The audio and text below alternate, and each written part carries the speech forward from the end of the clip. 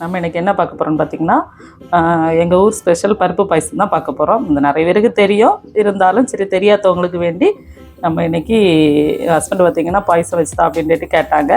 சரி ஓகே பண்ணுவோம், அப்போ அதை ஒரு வீடியோ எடுத்துருவோம் அப்படின்னு சொல்லிட்டு தான் பண்ணிகிட்ருக்கோம். இதுக்கு என்னென்ன தேவைன்னு பார்த்திங்கன்னா, இது பருப்பு ஒரு 150 கிராம் பருப்பு தேவை. அப்புறம் 150 கிராம் இது சர்க்கரை, இந்த 150 கிராம் பாசிப்பருப்புக்கு 50 கிராம் சப்பரிசி. நம்ம இப்போ சர்க்கரை கூட கொஞ்சமாக தண்ணி ஊற்றி அதை மெல்ட் ஆக வேண்டி வைக்கும். கொஞ்சம் தண்ணி போதும்.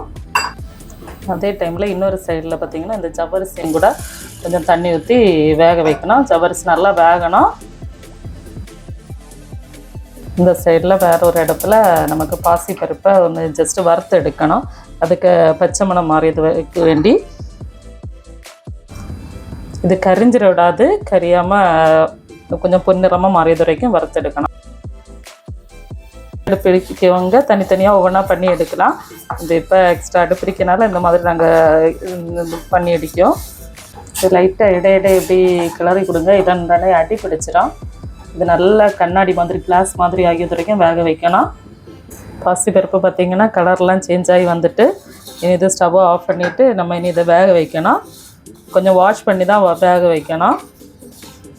சர்க்கரை பார்த்திங்கன்னா கட்டி ஒன்றும் இல்லாமல் நல்லா மெல்ட் ஆகிட்டு நம்ம இது ஸ்டவ் ஆஃப் பண்ணிவிட்டு கொஞ்சம் ஆறியது வரைக்கும் வெயிட் பண்ணி வைக்கலாம். அதுக்கப்புறம் இதை ஃபில்ட்ரு பண்ணி எடுக்கலாம்.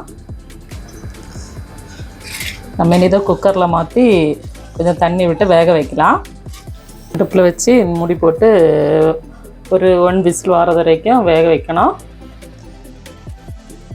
கொஞ்சம் தேங்காய் வறுத்து போட்டோன்னா நல்லா இருக்கும். இந்த அண்டிப்பருப்பு கிஸ்மிஸ் பழம் எல்லாம் பொடியது கூட வெங்காயம் சின்ன ஸ்லைஸாட்டு கட் பண்ணி போட்டு நெய்யில் வறுத்து எடுத்தோன்னா நல்லா டேஸ்ட்டாக இருக்கும். இது கடிக்கும்போது கொஞ்சம் வித்தியாசமான ஒரு ஃப்ளேவரில் இருக்கும். வரிசை நல்லா வெந்து கண்ணாடி மாதிரி ஆகிட்டு இனி இதை ஸ்டவ் ஆஃப் பண்ணிடலாம். குக்கரில் விசில் நம்ம இனி அடுப்பை ஆஃப் பண்ணிடலாம். அது ஸ்டீம் போகிறது வரைக்கும் நம்ம வெயிட் பண்ணணும்.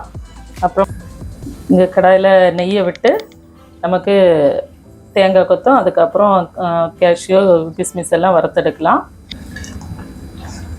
நம்ம இனி கட் பண்ணி வச்சுருக்க தேங்காய் கொத்தை போட்டு வறுத்தெடுக்கலாம் நெய்யில்.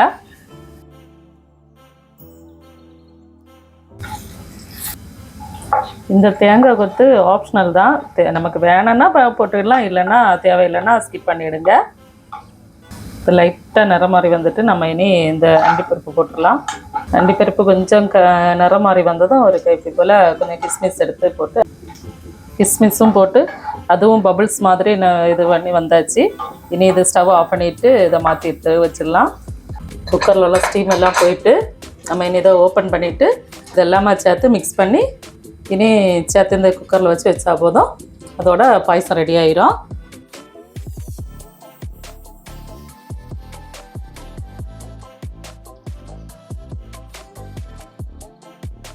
பசிப்பருப்பெல்லாம் நல்லா வெந்திருக்குது. நம்ம இதுக்கு கூட கரைச்சி வச்சுருக்க அந்த சர்க்கரை பாகுறீங்களா, அதை ஒன்று ஃபில்ட்ரு பண்ணி எடுக்கணும். ஏன்னா ஏதாவது பொடி தூசி அந்த மாதிரி இருந்தோன்னே அதுக்கு வேண்டி தான் ஃபில்ட்ரு பண்ணி அடிக்குது. சவ்வரிசியும் இதுக்கு கூட சேர்த்துடலாம். நம்ம நல்லா மிக்ஸ் பண்ணிட்டோம். இனி இதுக்கு கூட நம்ம நெய்யில் வறுத்து வச்சுருக்க தேங்காய் கொத்து, கேஷ்யூ, அந்த கிஸ்மிஸ் இதெல்லாம் போடணும். எல்லாம் மிக்ஸ் பண்ணிவிட்டு அடுப்பு ஆன் பண்ணி கொஞ்சம் எல்லாமே மிக்ஸ் ஆகி வரது வரைக்கும் கொஞ்சம் கூட வேக வைக்கணும். ஆல்ரெடி வெந்து தான் இருக்குது, எல்லாம் சேர்ந்து மிக்ஸ் ஆகி வரதுக்கு வேண்டி அடுப்பு ஆன் பண்ணி வைக்கணும். அது இதாகிட்டு இருக்கும்போதே நம்ம அண்டிப்பருப்பு இது எல்லாத்தையும் போட்டுடலாம்.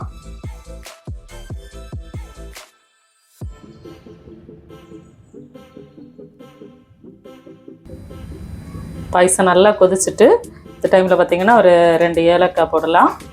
அப்புறம் பார்த்திங்கன்னா இந்த ஏலக்காய் கூட கொஞ்சமாக சுக்கு போடலாம். சுக்கு பொடிச்சு, ஆனால் இங்கே இந்த வீட்டில் எங்களுக்கு யாருக்குமே சுக்கு ஃப்ளேவர் பிடிக்காது.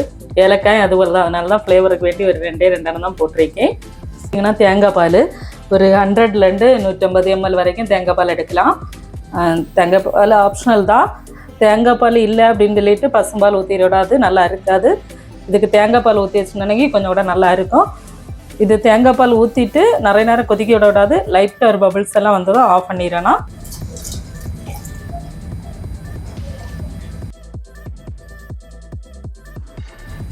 தேங்காய் பால் விட்டு லைட்டாக பபிள்ஸ் எல்லாம் வந்துட்டு நம்ம அடுப்பு ஆஃப் பண்ணிடலாம். ஆஃப் பண்ணிவிட்டு பாயசத்தை நமக்கு சர்வ் பண்ணி குடிக்கலாம். பாயசம் ரெடி ஆகிட்டு நீங்களும் இந்த மாதிரி ட்ரை பண்ணி பாருங்கள். பண்ணி பார்த்துட்டு எப்படி இருந்துட்டு கமெண்டில் சொல்லுங்கள் ஃப்ரெண்ட்ஸ்.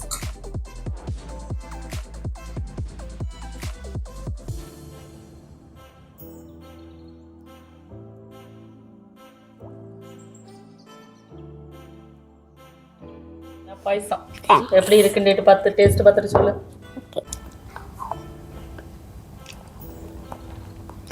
சூப்பரா இருக்கு மாமி. ரியலி? எஸ். பிடிச்சிருக்கா? அப்ப சரி குடி, சீக்கிரம் குடி. இந்த வீடியோ உங்களுக்கு பிடிச்சிருந்தா லைக் பண்ணுங்க, கமெண்ட் பண்ணுங்க, ஷேர் பண்ணுங்க. மறக்காம என் ஃபேமிலிக்கு சப்ஸ்கிரைப் பண்ணிருங்க. பாய்.